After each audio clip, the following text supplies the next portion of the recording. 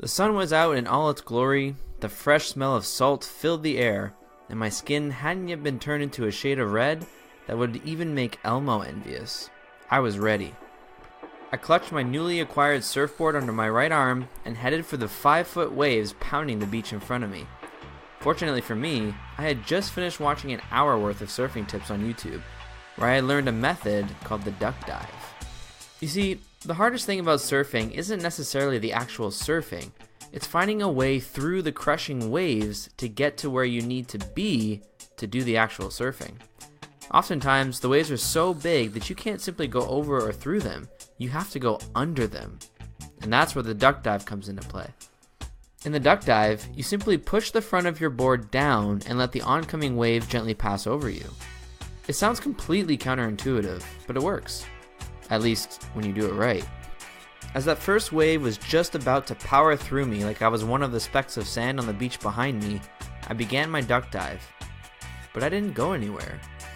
It was like trying to push a brick wall down. I continued floating right along the top of the water, and that wave blasted me off my board and sent me tumbling underwater. What happened? As my expert surfing friends would inform me, my method was right and my execution was great. But I was using the wrong surfboard. The surfboard I was using was too big and heavy to pull a duck dive.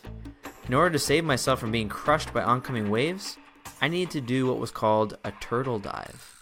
In a turtle dive, you roll your body and board over so that you're laying upside down in the water, letting the wave pass over your gigantic board while you remain safely underneath it. Whoops. But wait a second. They didn't mention that in the YouTube videos I watched.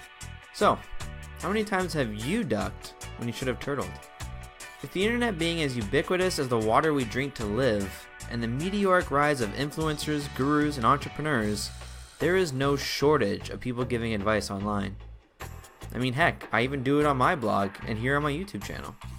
The vast majority of what we find is simply recycled and repackaged garbage. The same deceptive sales tactics that were used to peddle snake oil are now being used to sell life-changing courses and books. But buried deep in this steaming pile of tips and advice, we can find some genuinely useful and practical information. Information that can help you build a thriving online business. But paths to success can almost never be exactly copied. Close, sure, but never 100%. And this is because there are so many smaller factors that influence the paths we take. These factors can be so seemingly inconsequential that they often go unnoticed, with many of them leaving us out of the decision-making process entirely. They just happen. In Malcolm Gladwell's book, Outliers: The Story of Success, he brilliantly makes this argument multiple times over. It's hard for me to pick a favorite, so here are a few. Did you know? You can predict which junior hockey players will likely succeed in becoming professionals simply based on the date they were born. You can determine the likelihood of your plane crashing by learning what country your pilot and co-pilot were born in. And the surprisingly simple reason why 20% of the richest men in mankind's history were all born within just 9 years of each other.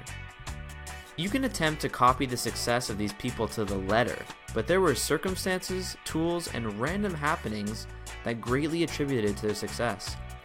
Things that you will never experience, have access to, or possibly even be aware of. I don't want you to think I'm preaching a defeatist attitude. Far from it. I think we live in an exciting time. The internet is affording so many people the opportunity to build a successful business and design their own lifestyle. I'm simply commenting on what seems to be a very common theme in the online business world today. People are latching onto and paying for a lot of books, courses, guides, groups, and video coaching from people who scream their alleged success from the rooftops. But just because the hottest Facebook Advertising 101 course worked for someone else does not mean it will automatically work for you. You will need to take your own unique path to find similar success. With my personal attempt at surfing, I failed miserably because I didn't apply the right tool to the knowledge I received. At that point, I could have assumed the people who shared this knowledge were lying, or I could have thought that they were simply not smart enough and shared inaccurate information. Or I could have reasoned that I actually had everything I needed to be successful, I just sucked too much to do it right. Any one of those would have been a great excuse to give up and move on to something else.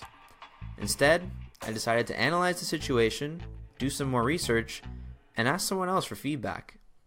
I got the information I was missing, made the correction, and successfully made my first duck dive on my next surfing excursion. I failed, I adjusted, I continued. When building your own business, there are going to be many times when you duck when you should have turtled. In that moment of failure, it likely won't be clear why you failed. If you really want to be successful, don't fall into the trap of constantly comparing yourself to others. Define your goals, learn as much as you can, and work hard to build your own path. A path that is inspired by others, but not copied. And remember these 3 words: fail, adjust, continue.